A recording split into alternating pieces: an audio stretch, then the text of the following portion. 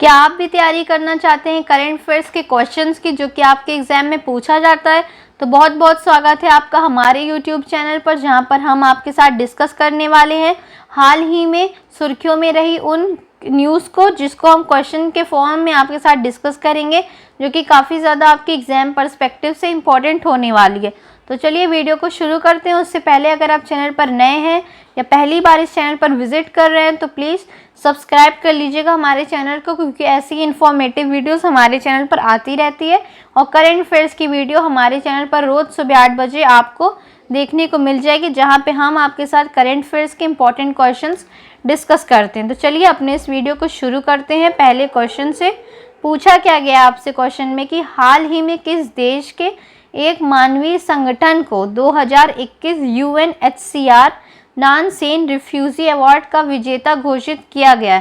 तो देखिए क्वेश्चन में क्या क्या जानकारी दी गई है आपको कि एक मानवीय संगठन है, किस देश का है, ये क्वेश्चन में पूछा गया है, जिसको 2021 का UNHCR नॉन-सेन रिफ्यूजी अवार्ड विजेता घोषित किया गया। उस देश को के बारे में आपसे पूछा गया कि कौन सा देश है। तो देखिए आपको स्क्रीन पे 4 ऑप्शंस दिख रहे होंगे, भारत, सीरिया, यमन, इराक। तो आप अपना आंसर गेस कर लीजिए, इसी में से एक आंसर है। तो देखिए इसका करेक्ट आंसर होगा ऑप्शन सी, यमन। यमन के एक मानवीय संगठन को 2021 UNHCR नॉन-सेन रिफ्यूजी अवार्ड का विजेता घोषित किया गया। तो ये क्वेश्चन भी इंटरनेशनल रिलेशन से काफ़ी ज़्यादा इंपॉर्टेंट हो जाएगा, तो इससे आप याद कर लीजिएगा, ठीक है। क्वेश्चन आपके एग्जाम पर्सपेक्टिव से इम्पॉर्टेंट है। चलिए आगे बढ़ते हैं, अगले क्वेश्चन को देखते हैं, क्वेश्चन नंबर 2 को। क्वेश्चन नंबर 2 में क्या पूछा गया कि हाल ही में ICC ने आगामी T20 विश्व कप के आधिकारिक गान को लॉन्च किया है, इसे किसने कंपोज किया है? तो देखिए क्वेश्चन में क्या क्या जानकारी दी गई है और आपको क्या पूछा गया है। क्वेश्चन में दिया गया है कि ICC ने अपने आगामी T20 विश्व कप के आधिकारिक गान को लॉन्च कर दिया गया है, ठीक। पूछा क्या गया है कि इस गान के कंपोजर कौन है, किसने इस गान को कंपोज किया है? देखिए ऑप्शंस आपको दिए गए हैं स्क्रीन पे, अमित त्रिवेदी, दिव्य कुमार, सुनिधि चौहान, बेत्री दयाल। तो देखिए इन्हीं 4 ऑप्शंस में से एक करेक्ट आंसर है, तो आप अपना आंसर गैस कर लीजिए, फिर हम देखते हैं इसका करेक्ट आंसर क्या होगा। तो चलिए देखिए इसका करेक्ट आंसर होगा ऑप्शन ए, अमित त्रिवेदी। हाल ही में ICC ने आगामी T20 विश्व कप के आधिकारिक गान को लॉन्च किया है और इस गान की कंपोजर है अमित त्रिवेदी। तो देखिए आगे बढ़ते हैं अगले क्वेश्चन से। उससे पहले ये क्वेश्चन भी इम्पॉर्टेंट था, स्पोर्ट्स के क्वेश्चंस में आपको ऐसे क्वेश्चंस देखने को मिल सकते, तो इसे याद कर लीजिएगा। इसका करेक्ट आंसर था अमित त्रिवेदी। आगे बढ़ते हैं अगले क्वेश्चन के side, question number 3। Question number 3 में क्या पूछ रहा है आपसे कि हाल ही में केंद्र सरकार ने कंपनी कानून समिति का, तो देखिए क्वेश्चन एक बार फिर से पढ़ देते हैं। हाल ही में केंद्र सरकार ने कंपनी कानून समिति का कार्यकाल 1 वर्ष बढ़ाकर सितंबर 2022 तक कर दिया है। इस 11 सदस्यीय समिति का अध्यक्ष कौन है? तो देखिए क्वेश्चन में क्या क्या जानकारी दी गई है कि कंपनी कानून समिति का जो कार्यकाल है 1 वर्ष बढ़ा दिया गया है। कब तक कर दिया गया है? तो सितंबर 2022 तक कर दिया। पूछा क्या गया है कि ये 11 सदस्यीय समिति है। तो ये क्वेश्चन इंपॉर्टेंट, ऐसे भी आपसे घुमा के पूछ सकता है कि कंपनी कानून समिति में कितने मेंबर हैं? तो 11 सदस्य हैं। इस 11 सदस्यीय समिति के अध्यक्ष कौन है, ये आपसे पूछा गया है। तो देखिए 4 ऑप्शंस आपको स्क्रीन पे दिख रहे होंगे, राजीव कुमार, प्रशांत कुमार, राजेश वर्मा, सतीश मिश्रा। तो आप अपना आंसर गैस कर लीजिए, इन्हीं 4 ऑप्शंस में से एक करेक्ट आंसर है जिसे आपको गैस करना है, फिर हम देखते हैं इसका करेक्ट आंसर क्या होगा।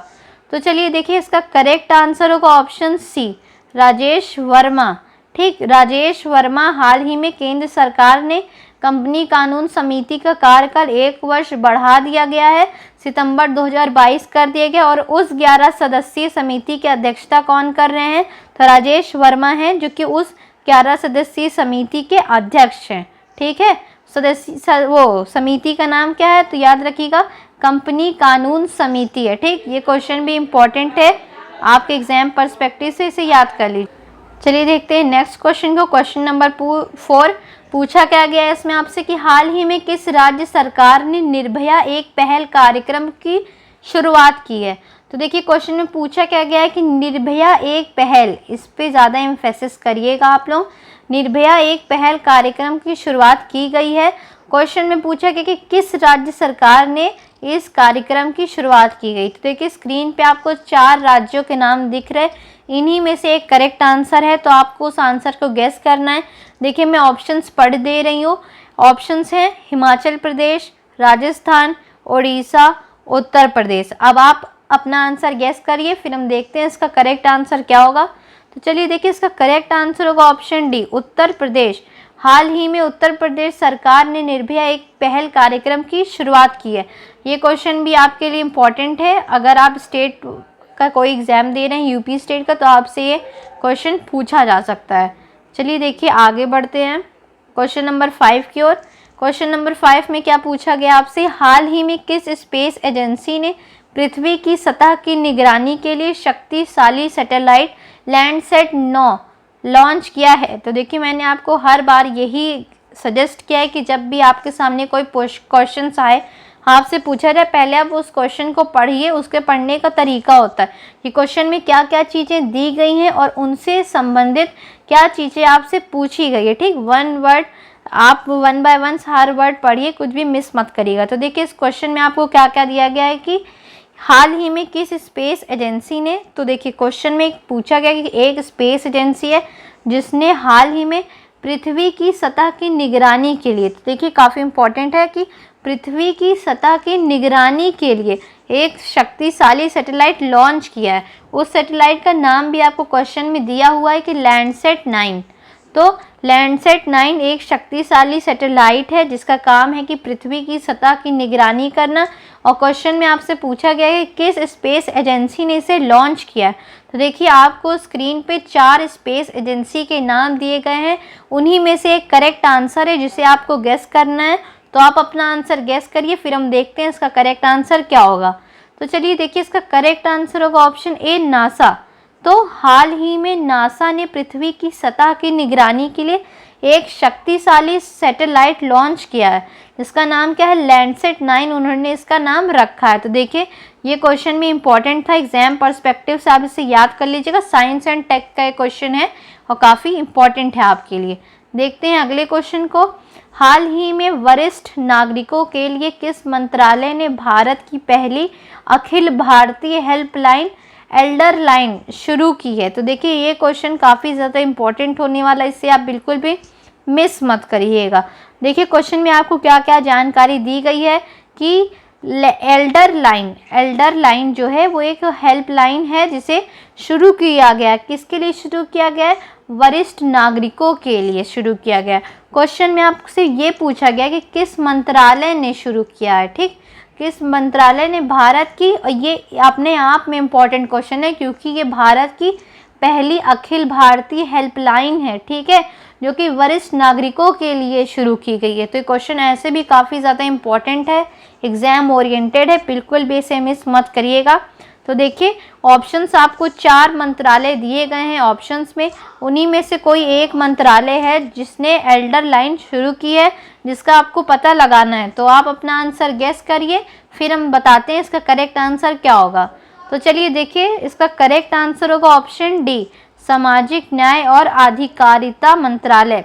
तो ध्यान से याद कर लीजिएगा, क्वेश्चन इंपॉर्टेंट है कि सामाजिक न्याय और आधिकारिता मंत्रालय ने हाल ही में वरिष्ठ नागरिकों के लिए भारत की पहली, इस पे ज़्यादा एम्फेसिस करिएगा, भारत की पहली Akhil Bharatiya helpline Elder line शुरू की है। ठीक, तो किस मंत्रालय ने शुरू की है, सामाजिक न्याय और आधिकारिता मंत्रालय। ये भी क्वेश्चन इंपॉर्टेंट है, मैं बार बार आपसे इंसिस्ट करूंगी कि आप इस क्वेश्चन को याद करते चलिएगा क्योंकि क्वेश्चन काफ़ी ज़्यादा इंपॉर्टेंट है, एग्जाम ओरिएंटेड है। आगे देखते हैं अगले क्वेश्चन को, क्वेश्चन नंबर 7 को। हाल ही में केंद्रीय विद्युत मंत्री डैश, आपको बताना है कौन से केंद्रीय विद्युत मंत्री हैं जिन्होंने पनबिजली अनुबंधों के लिए विवाद निवारण तंत्र के गठन को मंजूरी दे दी है। देखिए क्वेश्चन में क्या क्या जानकारी दी गई है और क्या पूछा गया, चलिए एक बार देखते हैं। क्वेश्चन में आपसे पूछा गया कि हाल ही में केंद्रीय विद्युत मंत्री कौन से हैं वो, पूछा गया आपसे। उन्होंने क्या किया कि पनबिजली अनुबंधों के लिए एक विवाद निवारण तंत्र के गठन को मंजूरी दे दी है। ठीक, तो कौन है केंद्रीय विद्युत मंत्री, वो आपसे पूछा गया है। ऑप्शंस आपको 4 लोग ऑप्शंस में दिए गए हैं, इन्हीं में से कोई एक है जो कि केंद्रीय विद्युत मंत्री है, जिसको आपको पता करना है इन 4 ऑप्शंस में से कौन सा ऑप्शन करेक्ट है। तो देखिए आप अपना आंसर गेस करिए, फिर हम देखते हैं इसका करेक्ट आंसर क्या होगा। तो चलिए देखिए, इसका करेक्ट आंसर होगा ऑप्शन सी, आर के सिंह।